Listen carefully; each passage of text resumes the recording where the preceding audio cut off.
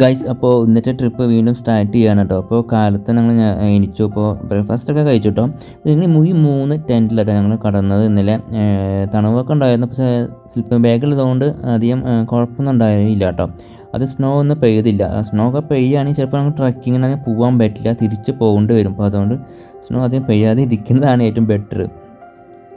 ഇപ്പോൾ കാലത്ത് എണീച്ച് നോക്കുമ്പോൾ കാണുന്ന കാഴ്ച കേട്ടോ, നല്ല തെളിഞ്ഞ ആകാശം കേട്ടോ. അത് നല്ല ഭംഗിയുണ്ട് കേട്ടോ, പ്രത്യേക ഒരു രസമാണ് കേട്ടോ കാണാൻ. അപ്പോൾ ഇന്ന് 3 കിലോമീറ്ററാണ് നടക്കൽ. 3 കിലോമീറ്റർ വരുമ്പോൾ നിസ്സാരമില്ല കേട്ടോ, കുത്തന മലയാണ് കേട്ടോ. അതിലത്ത് 1 കിലോമീറ്റർ കുത്തന ചെരിഞ്ഞൊരു മലയായിരിക്കും, അതൊക്കെ കയറി പോകണം. അപ്പോൾ നമ്മൾ ട്രക്കിങ്ങിന് പോകണ വഴിക്കാണ് കാണുന്നൊരു കാഴ്ച കേട്ടോ ഈ ലേക്ക് വരുമ്പോൾ ചെറിയൊരു തടാകം പോലെ കേട്ടോ, വെള്ളം കെട്ടി കിടക്കുകയാണ്. പക്ഷേ വെള്ളമൊക്കെ ഭയങ്കര ഫ്രീസായിട്ട് ഇരിക്കണം കേട്ടോ. ഈ ഭാഗത്ത് സ്നോ ഒന്നും പെയ്യത്തില്ല. സ്നോ പെയ്യാണ് ഏകദേശം ഇതേപോലെ ഉണ്ടാവും കേട്ടോ. സ്നോ പെയ്യുകയാണെങ്കിൽ മൂന്നാമത്തെ ഇപ്പോൾ സ്നോ പെയ്തിട്ടില്ല, പക്ഷേ പെയ്തിട്ടില്ലെങ്കിലും വെള്ളം ഫ്രീസായിരിക്കുക കേട്ടോ.